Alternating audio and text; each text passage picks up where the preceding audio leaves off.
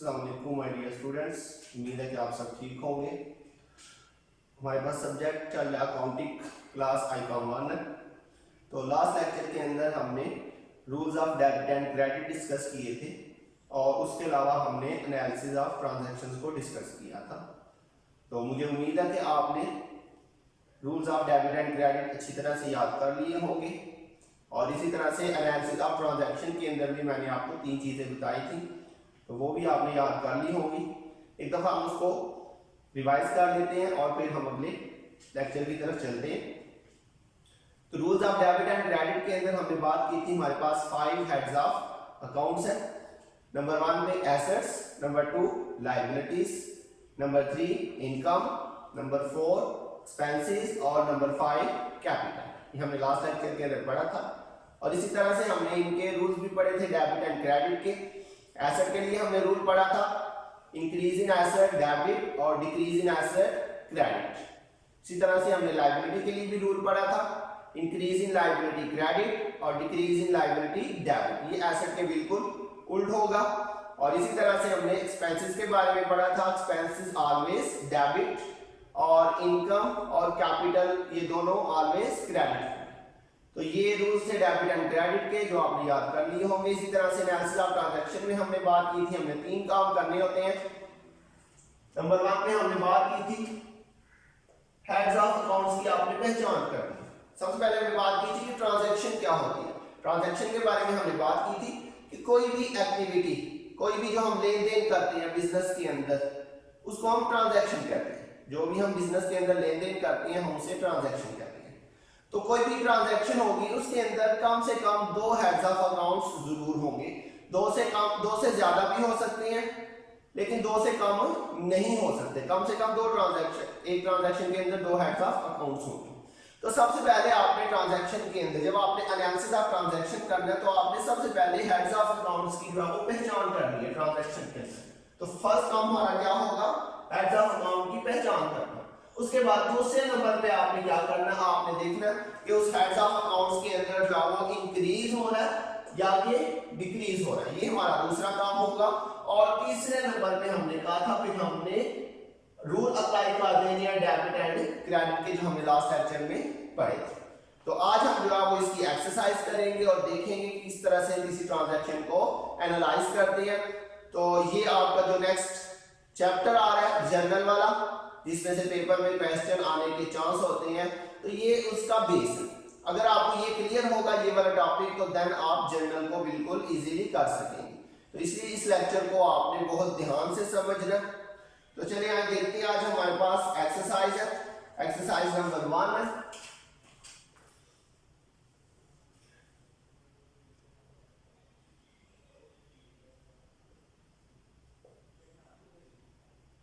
Exercise मैं खुद से लिख रहा हूं, ये बुक में नहीं है, तो आप इधर से ही इसको नोट कर लीजिएगा। इसके अंदर उसने पूछा हुआ है analyse the following transaction. Number 1 पे लिखा हुआ है purchase land for cash. Purchased land for cash. जी बच्चों हम क्या करने जा रहे हैं, हम एनालिसिस ऑफ ट्रांजैक्शन करने लगे। ये हमने लिखा हुआ हमारा टॉपिक है एनालिसिस ऑफ ट्रांजैक्शन। तो हम अभी क्या करने लगे हैं, एनालिसिस ऑफ ट्रांजैक्शन करने लगे हैं। तो सबसे पहला काम हमारा क्या होगा, हेड ऑफ अकाउंट की पहचान करना। किसी भी ट्रांजैक्शन में आपने हेड ऑफ अकाउंट की पहचान करनी है। तो यहाँ पे हमारे पास 2 चीजें नजर आ रही हैं, एक हमारे पास लैंड है और एक हमारे पास कैश है। ये हमने लास्ट लेक्चर के अंदर पढ़ा था, उसकी एग्जांपल हमने पढ़ी थी एसेट्स, लायबिलिटीज, एक्सपेंस, इनकम और कैपिटल की। तो वो एग्जांपल्स भी आपको 100% क्लियर होनी चाहिए। तो पहला काम हमारा क्या होगा, हमने इसमें से लिखा लैंड और कैश। तो पहले नंबर पे हम पहचान करते हैं लैंड हमारी क्या होती है, लैंड हमारा एसेट होता है और कैश भी हमारा एसेट है। अब हम दूसरा काम जो देखेंगे वो ये देखेंगे कि इसमें इंक्रीज हो रहा है या डिक्रीज हो रहा है। तो ये हमारा दूसरा काम होगा। तो यहां से देखते हैं purchase land for cash.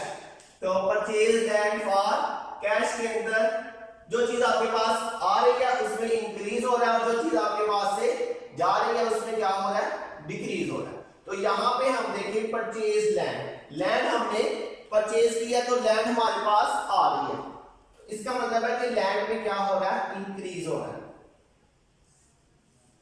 Increase मतलब इजाफा हो रहा है।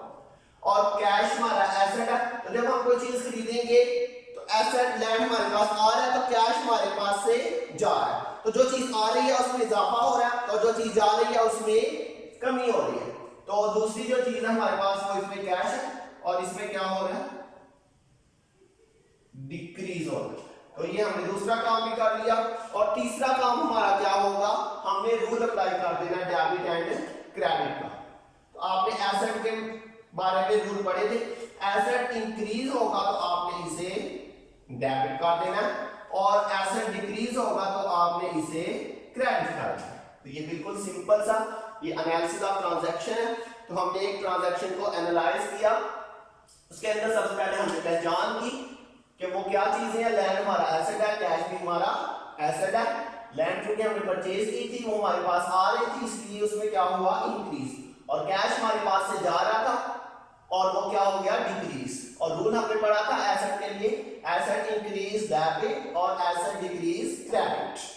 तो ये हमने एक ट्रांजैक्शन को एनालाइज किया। इसी तरह से हम एक और ट्रांजैक्शन को एनालाइज करते हैं।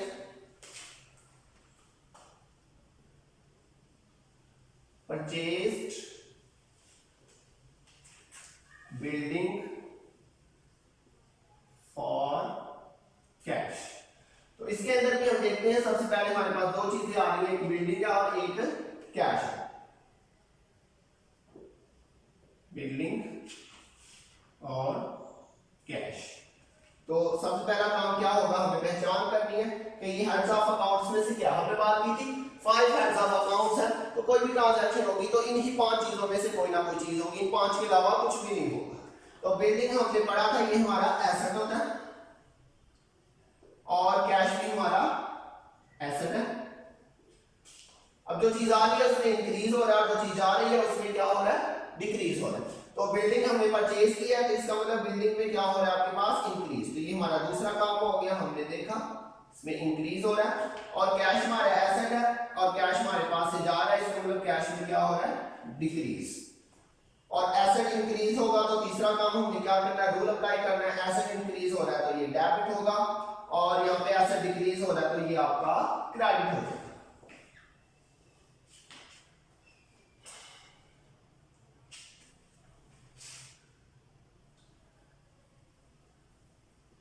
Purchased machinery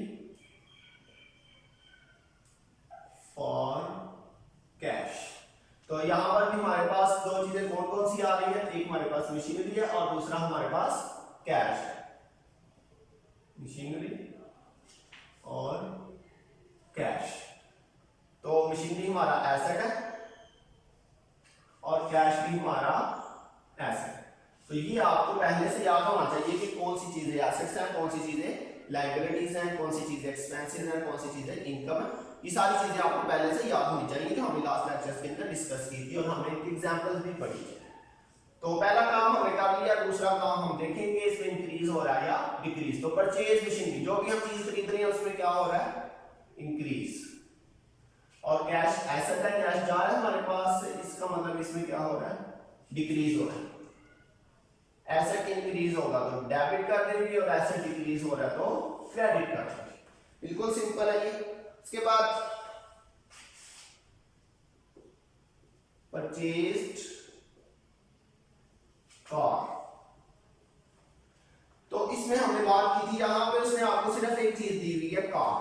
हालांकि हमने बात की थी कि कोई भी ट्रांजैक्शन होगी उसमें दो चीजें मस्ट होंगी, लेकिन यहां पे सिर्फ एक ही चीज गिवन है। तो इस सूरत में हम क्या करेंगे, यहां पर एक तो आपके पास कार आ जाएगी। तो जब आपको किसी भी ट्रांजैक्शन में जस्ट एक चीज उसमें आपको दी हो और दूसरी चीज ना बताई हो तो आपने याद रखना दूसरी चीज हमेशा कैश हो। जब किसी भी ट्रांजैक्शन में एक चीज गिवन हो और दूसरी चीज गिवन ना हो तो दूसरी चीज हमेशा क्या होगी, कैश हो।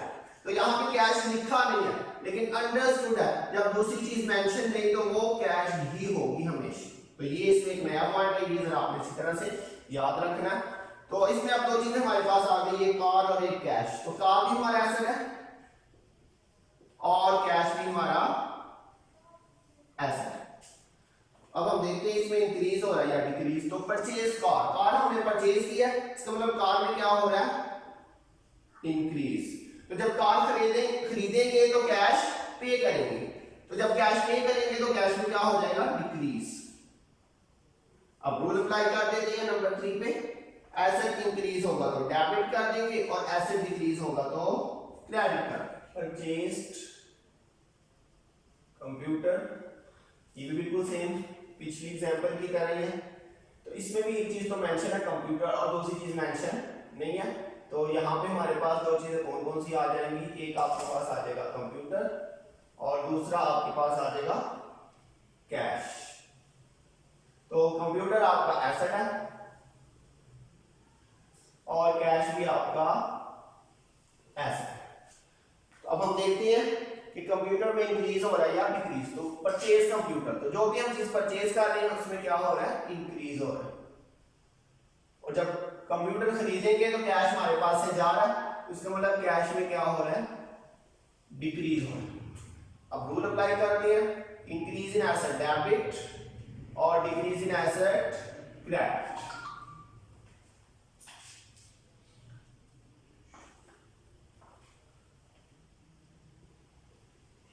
Purchased typewriter for cash। इसमें दो चीजें कौन सी आ रही है, टाइपराइटर और एक आपके पास कैश आ रहा है।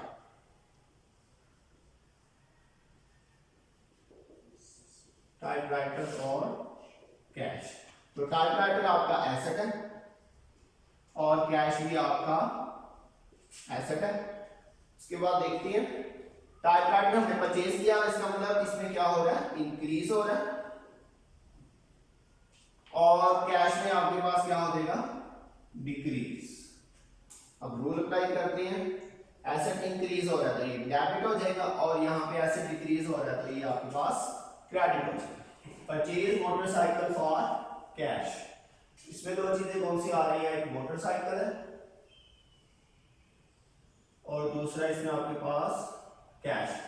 तो मोटरसाइकिल ये भी आपका एसेट है और कैश भी आपका एसेट है। तो मोटरसाइकिल हमने परचेज किया तो इसमें इंक्रीज हो रहा है और कैश हमारे पास से जा रहा है तो इसमें डिक्रीज हो रहा है। एसेट इंक्रीज हो रहा है तो ये डेबिट हो जाएगा और यहाँ पे एसेट डिक्रीज हो रहा है तो ये आपके पास क्रेडिट हो जाएगा। तो ये आज का हमारा लेक्चर था, इसमें हमने जो है वो एनालिसिस ऑफ ट्रांजैक्शंस को डिस्कस किया। तो किस तरह से आपने ट्रांजैक्शन को एनालाइज करना है, इसके अंदर हमने बात की कि सबसे पहले आपने किसी भी ट्रांजैक्शन के अंदर हेड्स ऑफ अकाउंट्स की पहचान करनी है। कोई भी ट्रांजैक्शन होगी उसमें कम से कम दो चीजें जरूर होंगी, दो से ज्यादा चीजें भी हो सकती हैं। और अगर उसमें एक चीज मेंशन हो और दूसरी चीज मेंशन ना हो तो दूसरी चीज हमने बात की, हमेशा हमने कैश ही लेना है। तो उसमें हमने फर्स्ट नंबर पे देखा हेड्स ऑफ अकाउंट्स की पहचान की, उसके बाद हमने देखा उसमें इंक्रीज या डिक्रीज हो रहा है और फिर हमने रूल अप्लाई किया। तो ये आज का हमारा लेक्चर था। तो मुझे उम्मीद है कि आपको समझ आई होगी। बहुत जल्द मिलेंगे इंशाल्लाह नेक्स्ट लेक्चर के साथ, तब तक के लिए अपना ध्यान रखिएगा। अल्लाह हाफ़िज़।